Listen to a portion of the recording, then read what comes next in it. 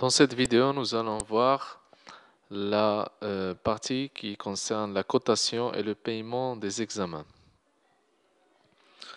Donc, pour coter un examen, on clique sur cotation. Alors, pour rappel, la cotation d'examen, c'est le fait de définir le prix à payer par le patient en fonction de ce qui a été réalisé comme examen, en fonction des produits de contraste et des consommables en général, et en fonction de la classe comptable du patient, c'est-à-dire s'il a une tarification spéciale, s'il a une convention, s'il a une prise en charge, etc.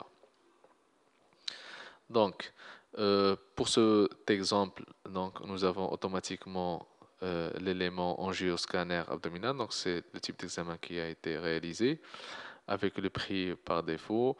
Donc, on peut ajouter les produits contrastes qui ont été réalisés. Voilà. Donc, pour le prix des consommables, donc ils peuvent être soit forfaitaires et donc leur prix est nul et il est inclus dans le prix de l'examen, soit leur prix est non nul et donc ils doivent être ajoutés à la facture totale. Si le prix est forfaitaire et le prix est nul, donc l'intérêt d'ajouter les produits de contraste ou bien le tout consommable, c'est surtout pour la gestion de stock. Donc produits de contraste, film, CD, gants, donc aiguilles, n'importe quel matériel consommable. Donc, une fois que nous avons terminé la liste des choses facturables, ou bien des éléments facturables, donc s'il y a une convention, donc automatiquement le prix il est calculé en fonction de cette convention. Voilà. Donc, dans le cas de la prise en charge, il y a une partie qui revient à l'organisme et une partie qui revient du ticket modérateur du patient. Donc automatiquement, les éléments sont calculés en fonction du taux de prise en charge. Dans ce cas, c'est 100% pour l'examen et donc le prix passe totalement sur le compte de la société, l'organisme, et une prise en charge nulle pour tout ce qui est produit. Et donc, il passe automatiquement sur le compte client. Si nous avons une prise en charge, par exemple ici, de 80%, là, on verrait le calcul, un pourcentage de 20% qui passe au patient et 80% qui passe à l'organisme. Voilà.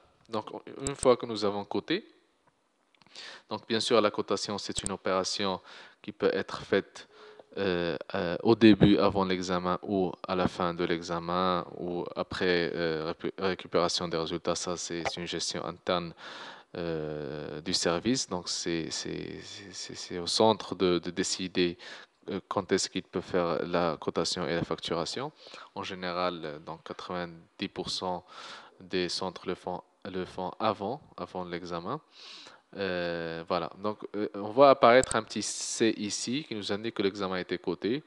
Une autre icône ici qui nous indique qu'il y a un prix pour la convention qui n'a pas été encore réglé, donc pour l'organisme.